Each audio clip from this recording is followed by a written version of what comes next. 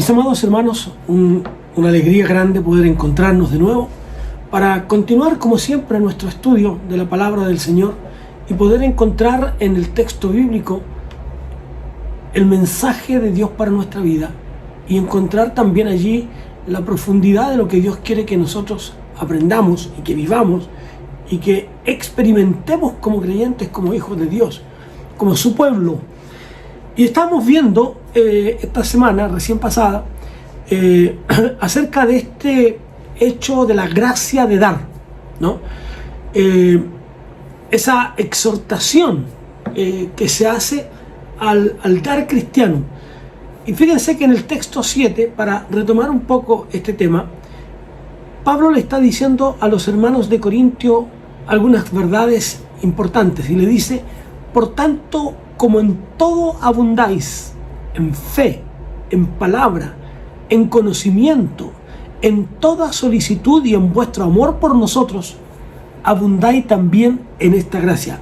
Si ustedes se percatan, la iglesia de Corinto, en este hecho, Pablo resalta virtudes que hacen sentir que es una iglesia especial y les elogia. Es una iglesia que sobresale en algunos aspectos en los que tal vez otras adolecen. Le habla acerca de la fe, esa fe que es capaz de creer en los milagros de Dios, en lo que Dios puede hacer por la vida de los individuos, de las personas, en lo que Dios puede realizar por aquellos que buscan la gracia de Dios y el amor de Dios. Y Pablo entonces les incentiva, les motiva a buscar en esa gracia de Dios. Y si ustedes analizan bien el texto bíblico, se van a encontrar con que el apóstol en este pasaje les está exhortando algunos elementos que yo quiero que miremos en este texto 7 del capítulo 8. Dice: por tanto, como en todo abundáis, es decir, tienen lo suficiente, ¿no? Tienen lo suficiente, sobresalen en fe, en esa facilidad de palabra para testificar de su fe en Cristo,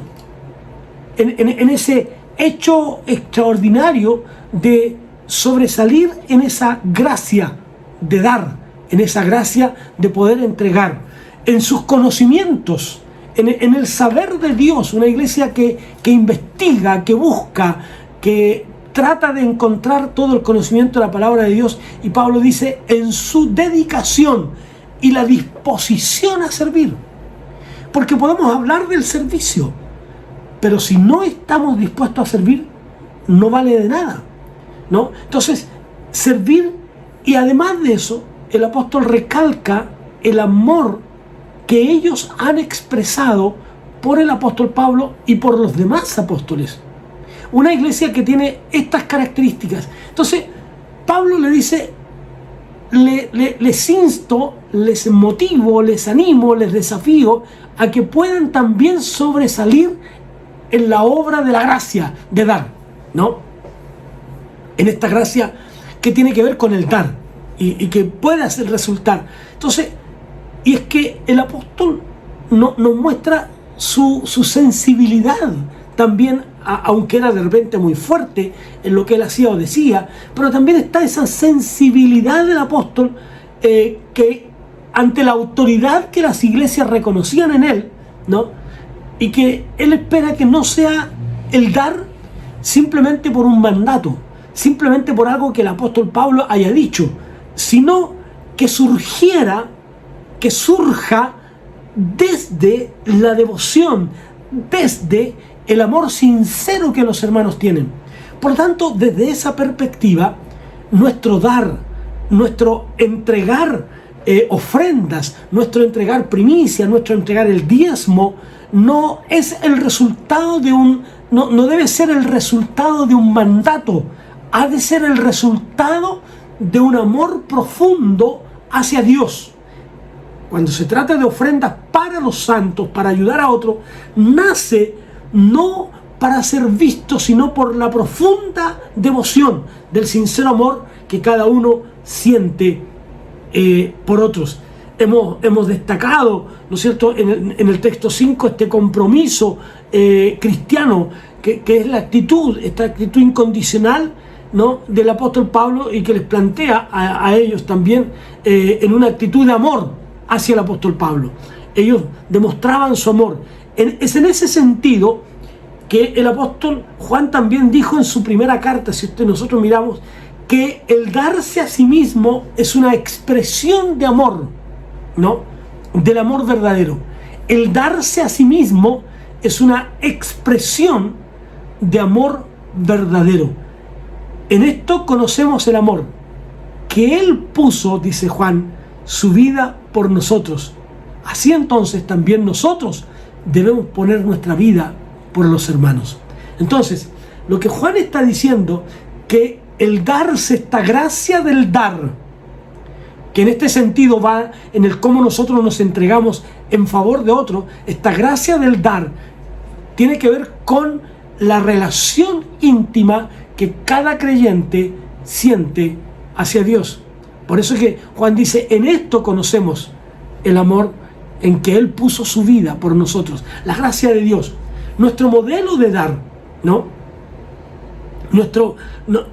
nuestro modelo de amar y de entregarse es Jesús, quien puso su vida por nosotros, quien se entregó total y absolutamente, y que muere, aún ofrenda su vida en favor de los pecados que el ser humano ha cometido.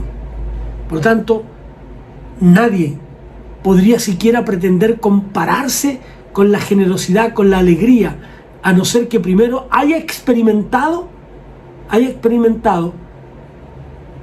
aquello en su propia vida. Por eso que Pablo cita a Efesios: por gracia sois salvos por medio de la fe, y esto no de ustedes, no parte con ustedes, parte con Dios.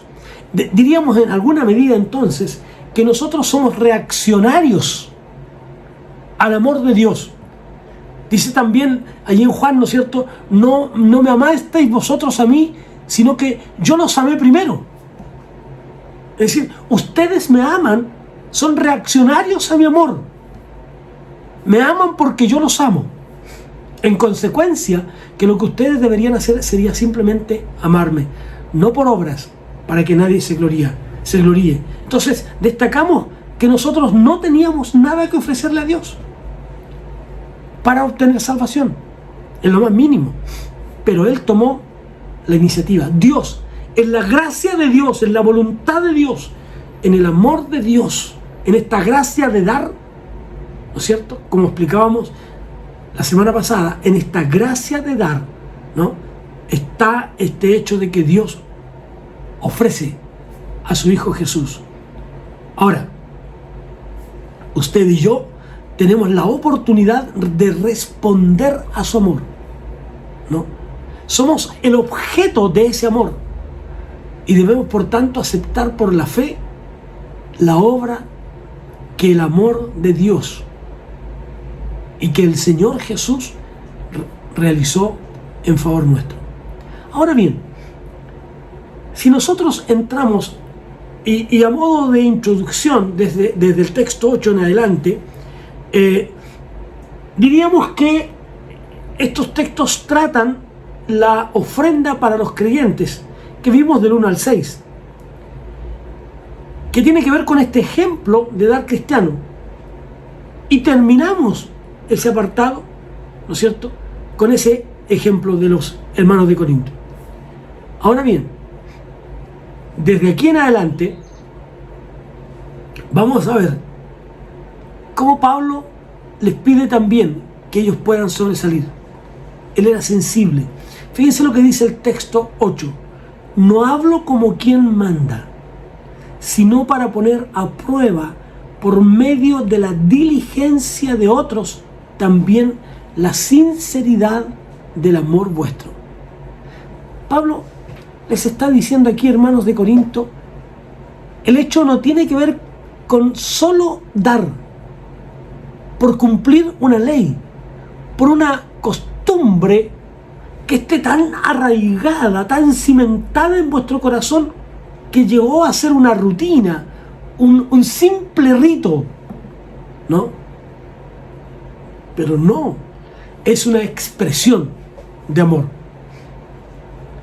Hay muchos que hablan, ¿no es cierto?, acerca del diezmo, pero el diezmo era en realidad en el Antiguo Testamento algo básico y que el pueblo de Israel los entregaba y que tenía que ver con el sostenimiento económico del quehacer, diríamos, ¿no es cierto?, de la iglesia, y que tiene que ver con el servicio a Dios, ¿no?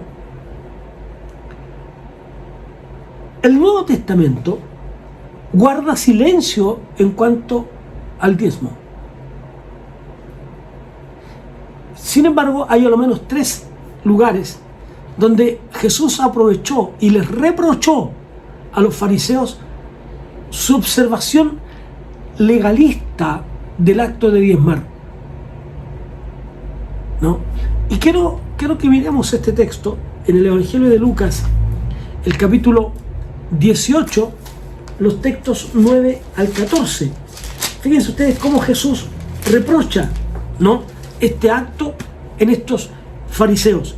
Dice: a unos que confiaban en sí mismos como justos y menospreciaban a los otros, dijo también esta parábola. 2 hombres subieron al templo a orar. Uno era fariseo y el otro publicano. El fariseo, puesto en pie, oraba consigo mismo de esta manera: Dios, te doy gracias porque no soy como los otros hombres, ladrones, injustos, adúlteros, ni aun como este publicano. Ayuno 2 veces a la semana, doy diezmos de todo lo que gano. Mas el publicano, estando lejos, no quería ni aun alzar los ojos al cielo, sino que se golpeaba el pecho diciendo: Dios, sé propicio a mí, pecador. Os digo que éste descendió a su casa justificado antes que el otro, porque cualquiera que se enaltece será humillado, y el que se humilla será ensalzado. Jesús reprocha la actitud de los fariseos, ¿no? Legalistas, cumplen un asunto por una cuestión legal, ¿no? Pero también el reproche de Jesús a los escribas en Mateo capítulo 23. Y quiero que también lo veamos para que lo tengamos allí. Solo voy a leer el texto 23. Dice: ay de vosotros, escribas y fariseos hipócritas, porque diezmáis la menta y el eneldo y el comino, y dejáis lo más importante de la ley, la justicia, la misericordia y la fe. Esto era necesario hacer, sin dejar de hacer aquello. Debían diezmar, debían ser justos, era importante la justicia, la misericordia, pero eso no implicaba que ellos dejaran de entregar sus diezmos. Entonces, tenemos que ver que el dar a Dios tiene que ver con un acto de amor a Dios. Ahora bien, la última se refiere a Abraham cuando entregó los diezmos a Melquisedec. Por eso creemos que el apóstol Pablo no consideró el diezmo como una base, ¿no es cierto?, de lo que los creyentes debían dar. Incluso en este texto que acabamos de leer, establece estos principios de dar cristiano. No lo considera como un mandamiento, como una imposición, pero es el resultado del amor a Dios. Y como decía hace algunas semanas el profesor de la escuela dominical en la clase a la que yo asisto, él decía que el diezmo nunca ha sido quitado, era por siempre, y la iglesia y el pueblo de Dios ha de darlo por siempre, pero por una devoción a Dios. Ahora, el apóstol Pablo les expone las razones por las cuales estaba pidiendo que ellos contribuyeran con sus ofrendas. Él dijo que quería poner a prueba, ¿no?, por medio de la dedicación de otros, es decir, ponerles a prueba a ellos, pero en razón de lo que los macedonios ya habían hecho. la sinceridad del amor de los corintios. Quería ponerlos a prueba. Y eso es, hasta hoy incluso, es la prueba de amor de un creyente a Dios. Y mire lo que dice el texto 9. Ya conocéis la gracia de nuestro Señor Jesucristo, que por amor a vosotros se hizo pobre siendo rico, para que vosotros con su pobreza fuerais enriquecidos. Ahora, si que necesitamos, si usted necesita un modelo, si usted necesita una norma, el modelo es el mismo Jesús, es el mismo Señor. Él era rico, Él tenía toda la gloria, todo lo que un ser humano podría querer. Estaba a la diestra del Padre, era el Hijo de Dios. Sin embargo, Él vino, se anonadó, se hizo como uno de nosotros, asumió una pobreza humana, descendió de los cielos. Imagine usted lo que se siente o lo que debería sentir alguien simplemente vivir en los cielos y venir a nacer en un lugar pequeño como Belén. Vivir en Nazaret y morir en una cruz. Y aún en una cruz fuera de los muros de Jerusalén.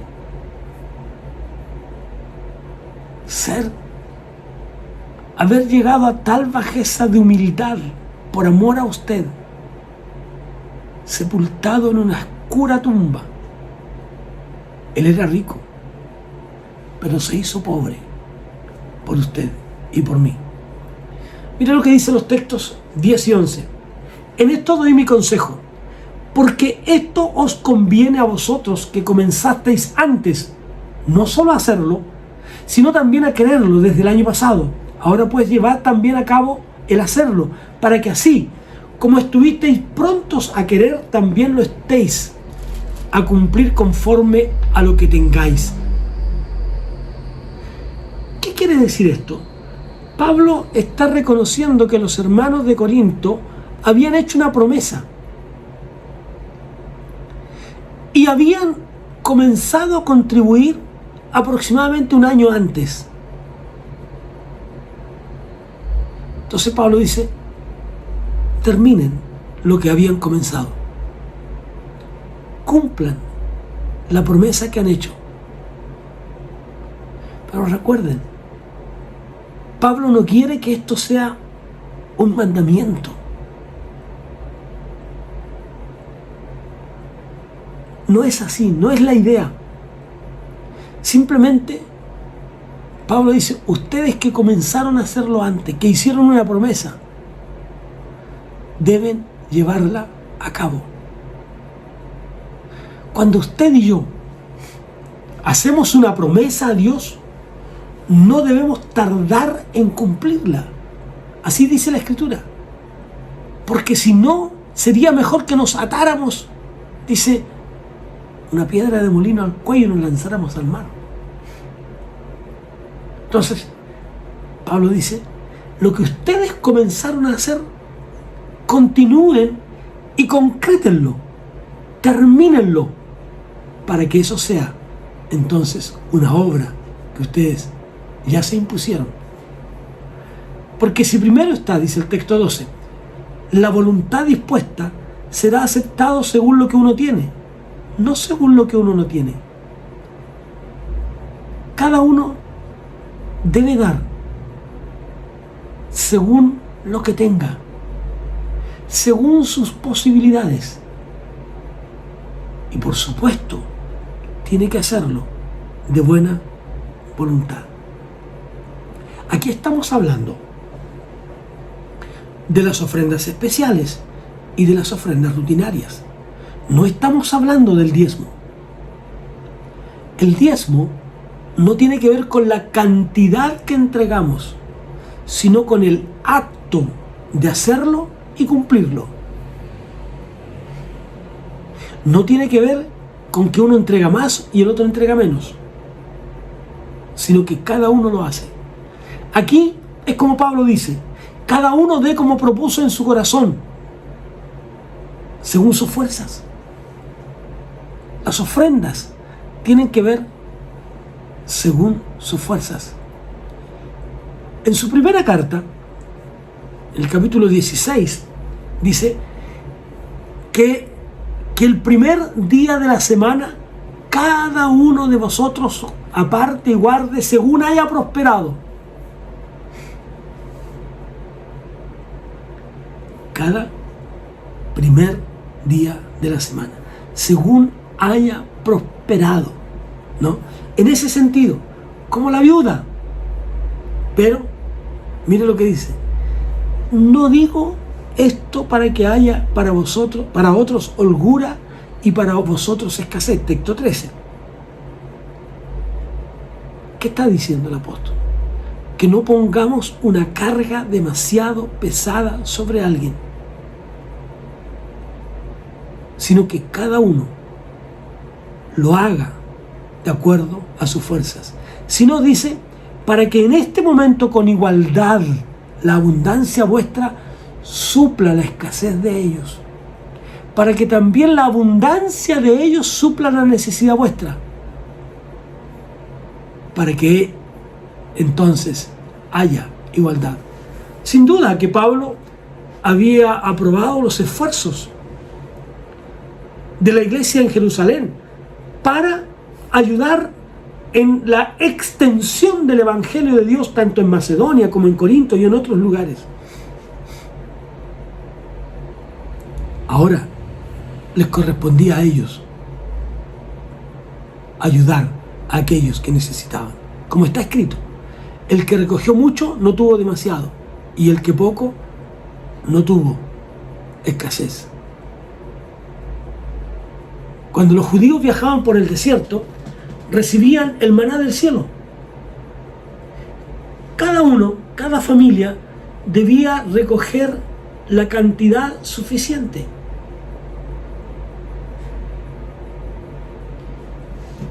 Pero cuando algunos decidieron hacer algo distinto, como recoger más de lo que necesitaban, simplemente lo que quedó se había echado a perder. ¿Por qué? Porque Dios había dispuesto que cada uno recogiera lo que era necesario para su alimentación de un día y nada más. Cuando lleguemos al texto 6 del capítulo 9, Pablo hace una declaración: el que siembra escasamente, escasamente también segará. Y el que siembra abundantemente, abundantemente segará.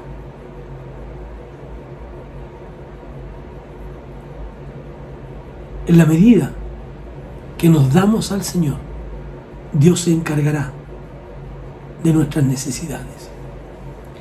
En la medida que somos fieles al Señor en nuestro servicio a Dios, en nuestra comunión, en nuestra relación con Dios, en nuestro dar a Dios, Dios se encargará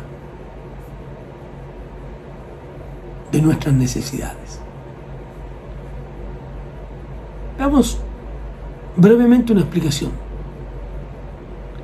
Dice: doy gracias a Dios que puso en el corazón de Tito la misma preocupación por vosotros. Pablo dice que envía a Tito para recoger las donaciones de ellos. Pero ya en la mente, en el corazón de Tito estaba la misma inquietud. La misma inquietud. Porque Dios coloca en el corazón de otros para confirmar lo que usted y yo estamos buscando. Dios confirma en nuestras vidas.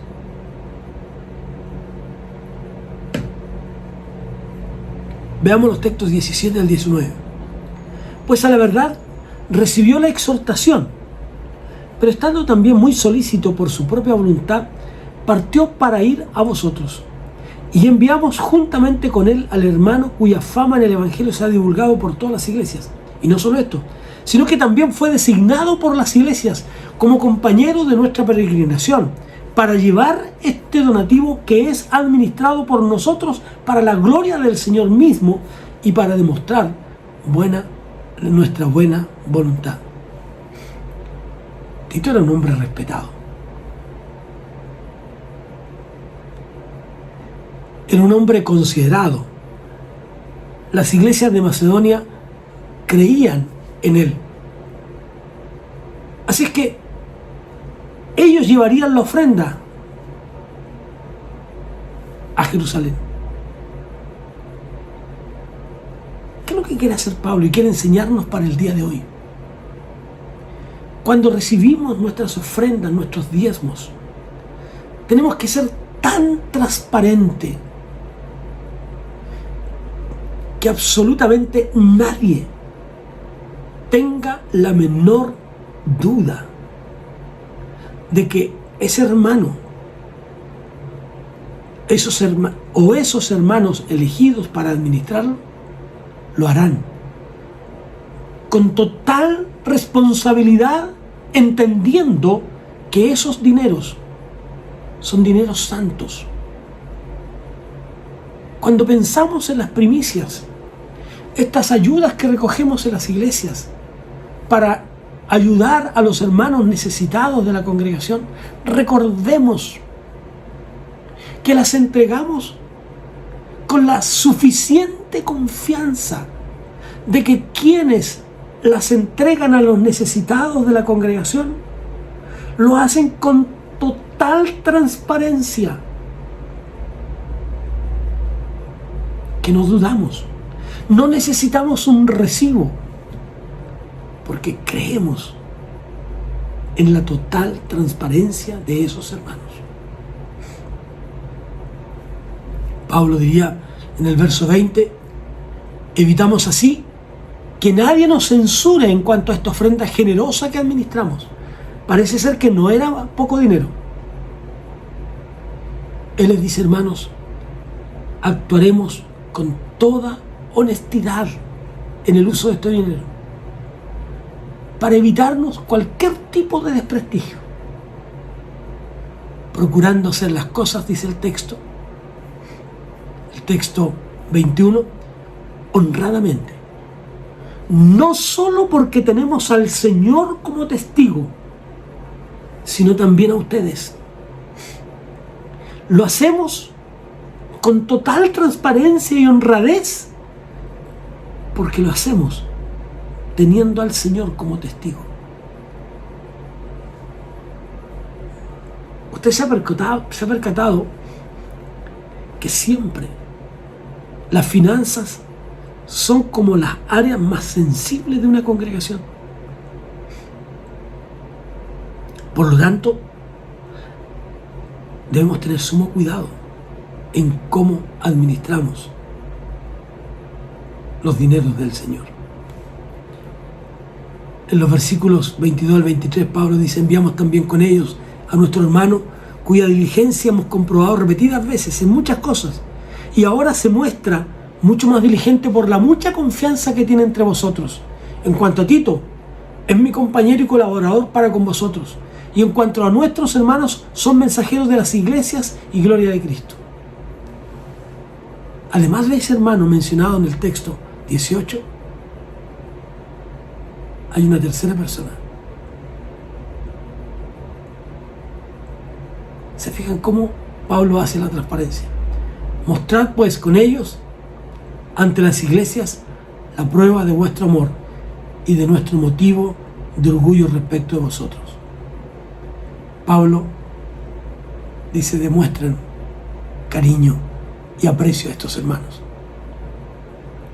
Cuando los hermanos hacen las cosas con total transparencia y amor, es que entonces nosotros podremos llevar la frente muy en alto, porque lo hemos hecho como para el Señor. y Dios bendecirá nuestra iglesia, Dios bendecirá nuestra vida, Dios bendecirá nuestra familia, Dios bendecirá su obra. Todo lo que hacéis, sea de hecho o de palabra, hacedlo todo como para el Señor. Dios nos bendiga. La próxima semana continuaremos con el capítulo 9. Les invito a que nos volvamos a encontrar el próximo miércoles para continuar nuestro estudio de esta segunda carta del apóstol Pablo a los Corintios. Oremos al Señor. Padre, gracias por este tiempo de estudio de tu palabra. Gracias por lo inmenso y maravilloso de tu amor. Gracias por lo que nos has dado y lo que nos darás, por siempre y para siempre.